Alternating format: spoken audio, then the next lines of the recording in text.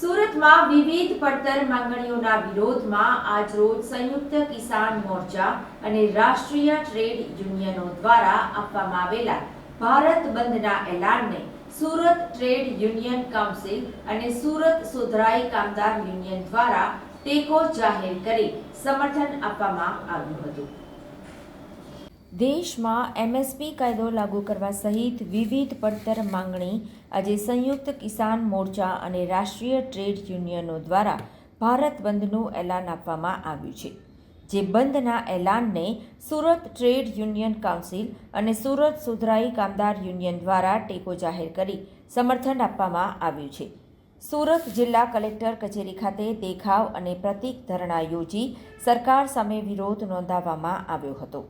જે બાદ જિલ્લા કલેક્ટરને આવેદનપત્ર પાઠવી રજૂઆત કરવામાં આવી હતી। આ અંગે સુરત ટ્રેડ યુનિયન કાઉન્સિલના ઉપપ્રમુખ નૈશદ દેસાઈએ જણાવ્યું હતું કે છેલ્લા 10 વર્ષમાં ભારત સરકાર દ્વારા શ્રમિકો અને ખેડૂતોના હક પર તરાપ મારવામાં આવી રહી છે, જેના વિરોધમાં ભારતના તમામ ટ્રેડ યુનિયન દ્વારા ભારત બંધનું એલાન આપવામાં આવ્યું છે, જેને સુરત ટ્રેડ યુનિયન અને સુરત સુધરાઈ કામદાર યુનિયન દ્વારા ટેકો જાહેર કરાયો છે।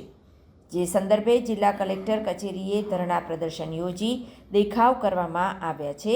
આ મામલે સુરત જિલ્લા કલેક્ટરને લેખિતમાં આવેદનપત્ર પાઠવી રજૂઆત કરવામાં આવી છે। કોન્ટ્રાક્ટ પ્રથા નાબૂદ કરવા તથા લઘુત્તમ વેતનને પ્રાઇસ ઇન્ડેક્સ રક્ષા કરવા સહિતની માંગણીઓ સરકાર સમક્ષ છે। અગાઉથી ચાલી આવેલ 40 જેટલા કાયદાઓને ખતમ કરી 4 જેટલા કાયદા લાવવાનો સરકારે પ્રયાસ કર્યો છે। તેની સામે આજે કામદારો અને ખેડૂતોનું આંદોલન છે।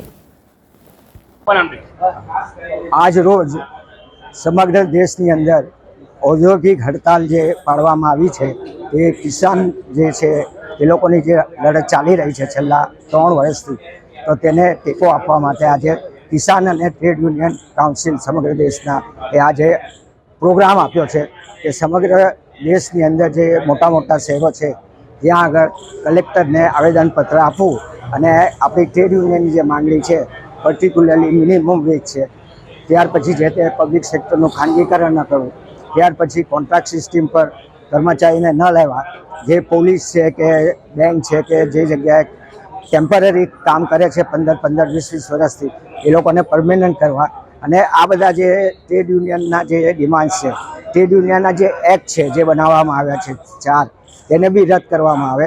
જેમ કિસાનનો કાયદા રદ કર્યા તેમ ટ્રેડ યુનિયનના કાયદા બી રદ કરે, અને આ અમારી બધી મુખ્ય માંગણીઓ છે। એની સાથે આંગણવાડી કર્મચારીને કાયમ કરે, એની સાથે જે તે કન્સ્ટ્રક્શન લાઇનમાં જે વર્કરો કામ કરે છે એ લોકોને બી કાયમી રાખે બિલ્ડર, અને એ લોકોને મિનિમમ વેજ આપે। આ બધી મુખ્ય માંગણીઓ છે। તેના અનુસંધાનમાં આજે અમે ટ્રેડ યુનિયન કાઉન્સિલ તરફથી કલેક્ટરશ્રી પ્રાગીને એક આવેદનપત્ર આપીશું।